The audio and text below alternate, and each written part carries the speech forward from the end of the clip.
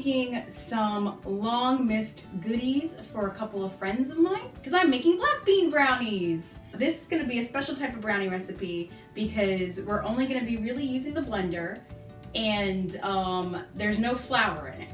So, but there are oats. Black bean brownies have a higher levels of protein as compared to carbohydrates, and they also have more dietary fiber, which is definitely what you want to help process the sugars that you eat and just help the digestive system moving. So let's begin. So we're going to start off with rinsed cans, about 15 ounces of black beans. That's about 1.5 cups approximately. And then we are going to put in, it says 2 tablespoons of cocoa powder.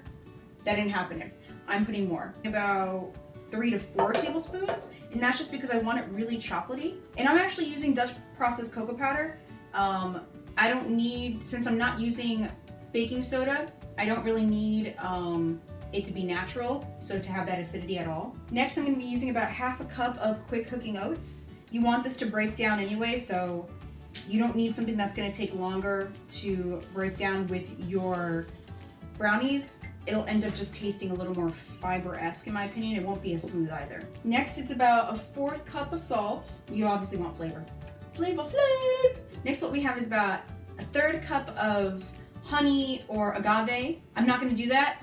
I happen to have a banana left over, so I am just going to use the banana. I use about medium to large banana. It ends up coming about 1/2 cup.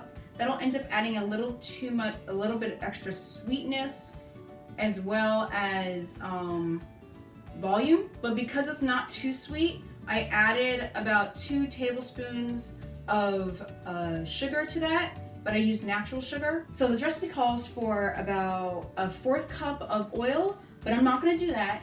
I actually have extra peanut butter. So I'm just going to, well, not really peanut butter, nut butter. So I'm just going to use the nut butter instead. Instead of a 1/4 cup, I'm going to use a couple of tablespoons worth. And you do have to remember that even though there's a good amount of oil and the nut butter I just used, because I did put a little bit extra coconut oil in this batch, you are going to have higher protein than fat. So do be wary of the temperature as well as your other ingredients. Next is just a little bit of vanilla paste extract. You want about 2 teaspoons. And then we are just going to put the last extra ingredient here, which is the baking powder. We need about 1/2 teaspoon. However, because I put extra moisture in it and I'm a little wary of how much I put, and I want it to rise a little bit more, I'm gonna put maybe about 3/4 teaspoon. So now we are going to blend all that. Okay, now that that is pretty much pulverized and my ears are now buzzing from that sound, we are going to take, or I'm going to take the blade out and mix the, you need about 1/3 cup to about 2/3 cup of chocolate chips. I put somewhere in the middle, a little more on the chocolatey side, but I don't want to have to clean out the container. So I'm just going to take the blade out, clean it off a little bit, and then dump these in and mixy.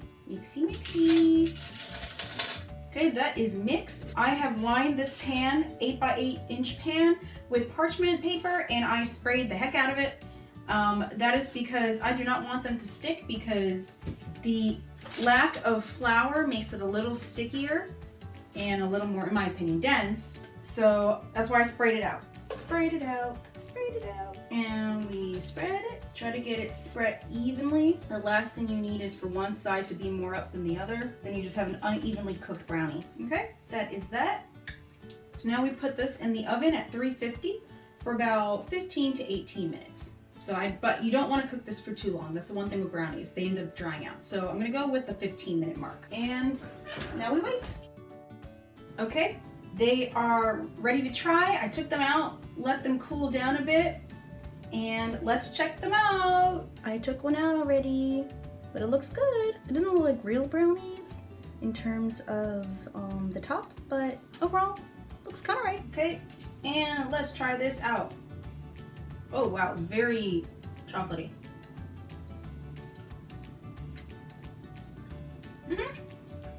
Pretty good. What of all the chocolate chips I put, they're falling apart. but overall not too bad. Very chocolatey. I don't think you're getting around that one. New dish of banana, but overall, very chocolatey and very tasty. It's almost like banana bread. The texture is not like a brownie texture. It's not cake-like.